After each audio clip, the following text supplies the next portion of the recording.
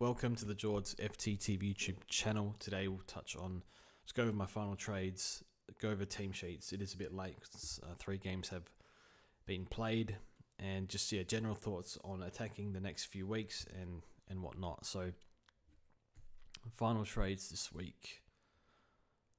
Brought in Cleary and Gross, traded Roberts and Davidson. Every player that I've picked as a premium, Roberts might not be a premium, he could be just a stepping stone, but his average is in line with a premium. But every time I've traded someone like this, they go 130. There was 6 or 7 players that I've traded out as premiums over the past this year and last year. Some were buy flips though, but still, they all went 130 plus, all of them. Ashcroft, Horn Francis, when I traded Grundy, when I traded English, Young, Martin, there's one more I forget. Always happens, so enjoy your 130. His break-even's high, and I need to make space for, I don't know who to get rid of, so I'm just looking after the cash because I don't think he's a keeper. But yeah, I think it's a fine hold, and I don't know, this is probably the wrong call because I've gone backwards, and next week I'm going to go forwards, which means I'm standing still essentially. But this means I can get Nick Dacos, I can get Flynn in 2 trades, but also grab Carroll, because after that there might be nothing. So maybe the week after we just do 1 upgrade with 200k or so in the bank. I think that's how I've worked it out. So that's sort of the reason why. Cause I'm not too sure. I already went early on Sandy Brock. He got dropped, so that was a disaster. But I did get to loop him, which meant I took the Sherry VC. We'll get to Sherry in a second.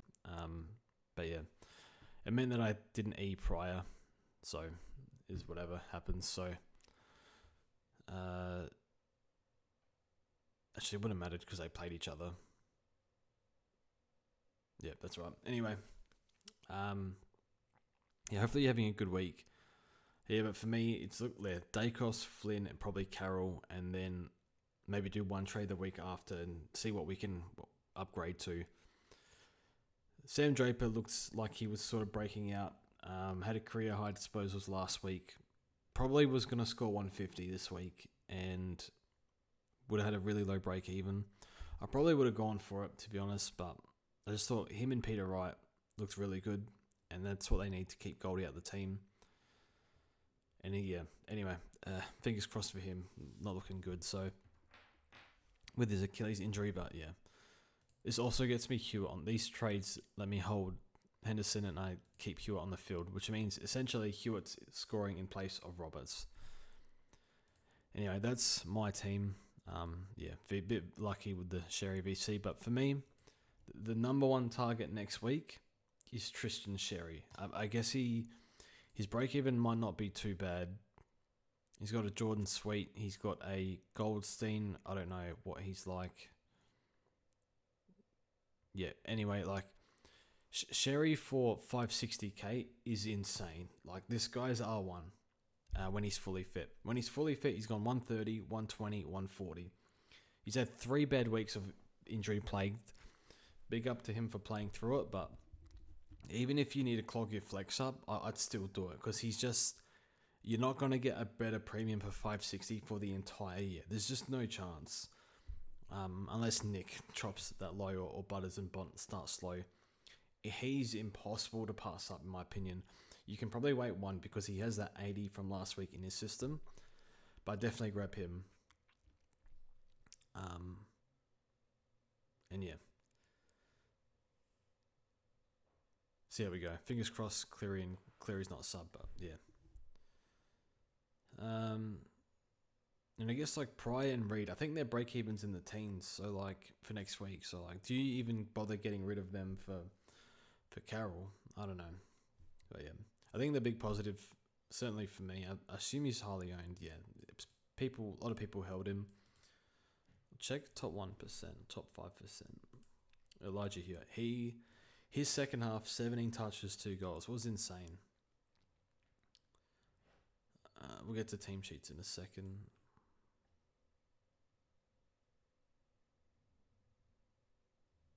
Or Clay Hall rough. So a lot of people still went Gross, 50%, even with the sub. Hewitt 40%. It's actually pretty high.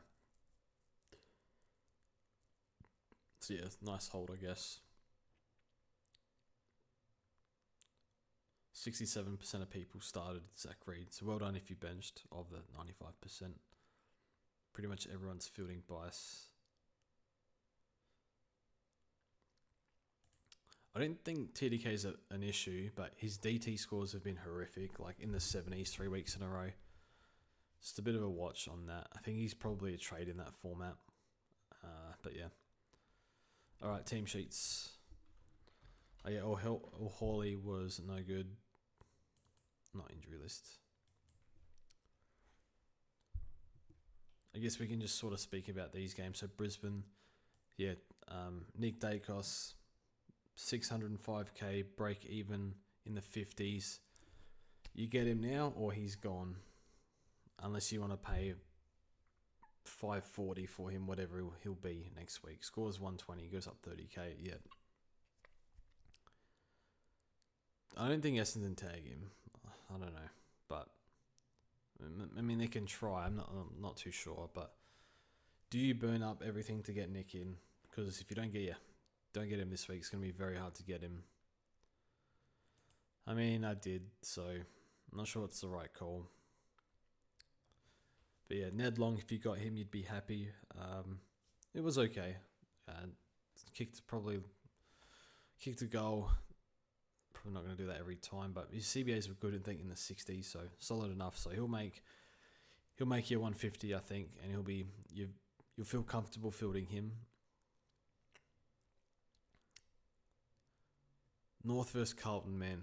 If you're North, honestly, I think this is probably the week where I'm like, if I'm North supporter, I'm just thinking, like, I'm always giving up. Like, you think that the turn is coming, you wait and you wait and you wait, and then that happens. I don't know, man. Like, I think Colby McKercher, his contested game is just non-existent. I think you just play him halfback and develop him there. Like, running Daniel and Fisher, neither of them can defend. And, you know, Daniel gets exposed defensively quite often. I think it was a Small that took an easy mark on him.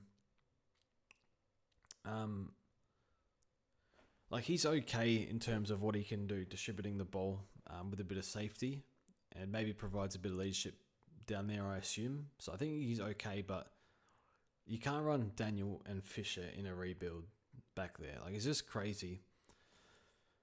So I would definitely put McKercher back there, put Sheezel in the guts, put Parker forward. Like, what's the point of putting Parker in the midfield?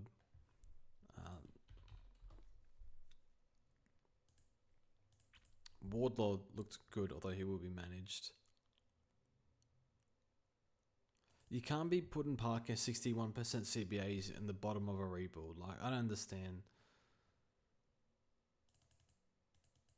I guess, like, who else are you going to put in there? Sheezel 72. It's higher than I thought. I don't know. That's just me. I guess Finn O'Sullivan.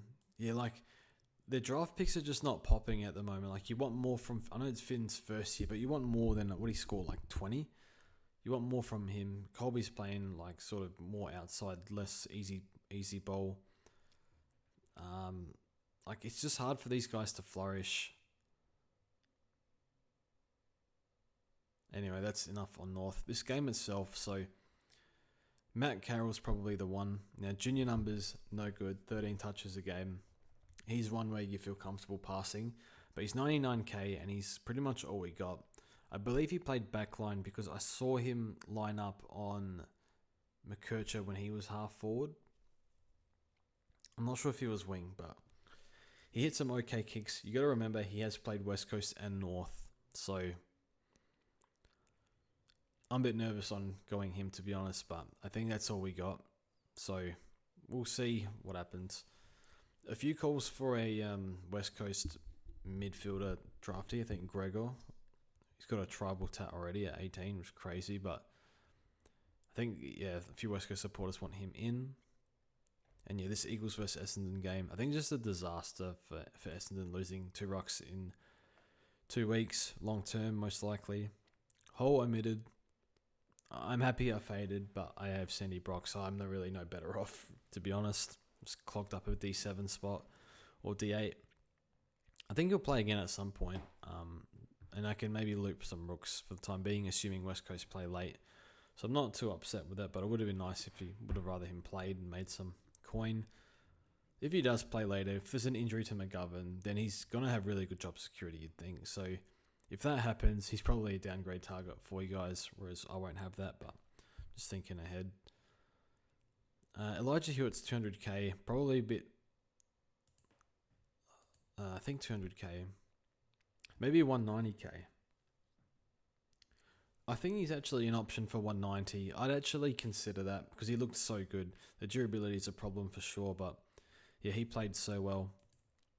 I think he's an option. You've got that 9 in his system and maybe one you can field, but I'm not too sure just because of injuries and stuff. But I think Flynn as well, going to have negative 70 something break even. Place him on the field in place of a rookie. Yeah, that 140's in his system for 2 weeks.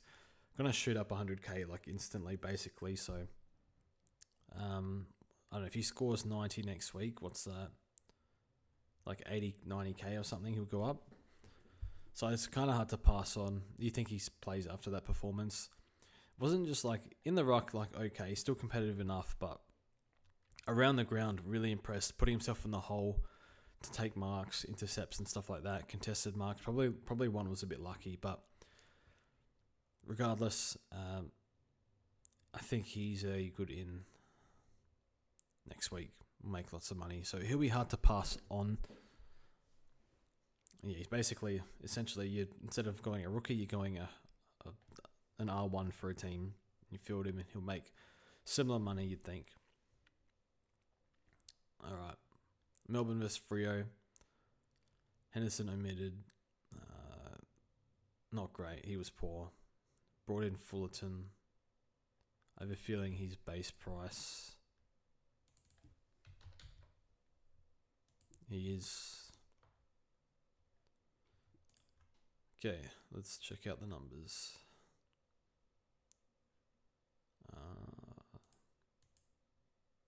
I think this guy, was he on Brisbane's list? 93, that's pretty good. Kicked 3 goals, 3. I mean, maybe, like I thought we had nothing, but could this guy be an option? I mean, we're not going to worry about it for 2 weeks, really. Oh my goodness. Oh, Van Rooyen omitted. Okay. And Fritsch omitted. This completely went over my head. Those are pretty big outs, and those are players that they probably almost instantly come back in if they have decent games, and these guys don't go that well. So yeah, Goodies, yeah, he's had enough. Those are really bad outs. I mean, they're players that should be really good performers for them.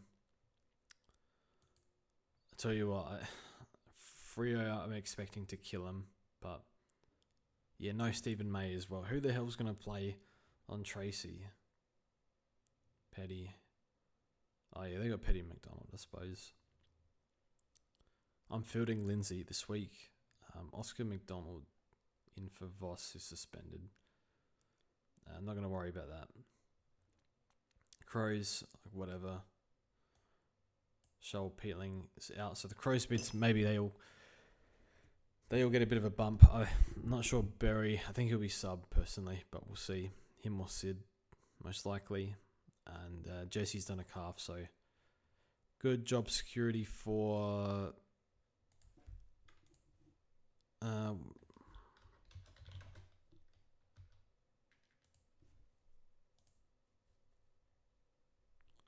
he scored 1 last week. So there's a rookie for us there, but I don't think you can go there. Bedford, I mean, he's probably going to go to Dawson or Rankin. Rankin's around the ball more. If they send him to Rankin, then Rankin will go forward. So we'll see what happens. Richmond versus the Suns. It's no relevance here. If you have Layla, you're happy. Like, is this even worth looking at? It seems like a boring game to watch. Expect the Suns to do a number on them, but you never know. Richmond been alright this year in terms of like a bit more competitive than we thought. Swans, so this is interesting because we all are probably bringing in Cleary, so we need him to play. Already Sard sub. Who's the other one? Gross sub, so rounding it out with Cleary would be pretty rough. And if you're looking who's sub here, Hanley, Francis, Cleary, it's probably one of those three. Roberts named on the field, so you'd like to see that, but I think this is a red matchup for defenders, so yeah, if Roberts' break even wasn't 120 plus, I'd probably hold, but I wouldn't tail my advice or tail my trading. I think he's a fine hold, and I'm definitely holding in other formats.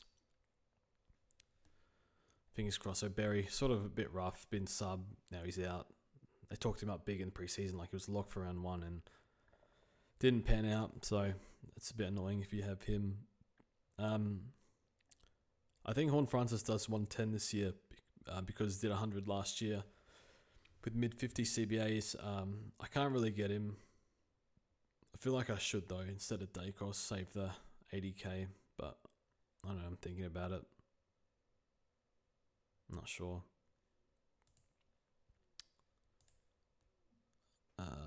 Probably, like if Cleary's sub, I'll probably just skip.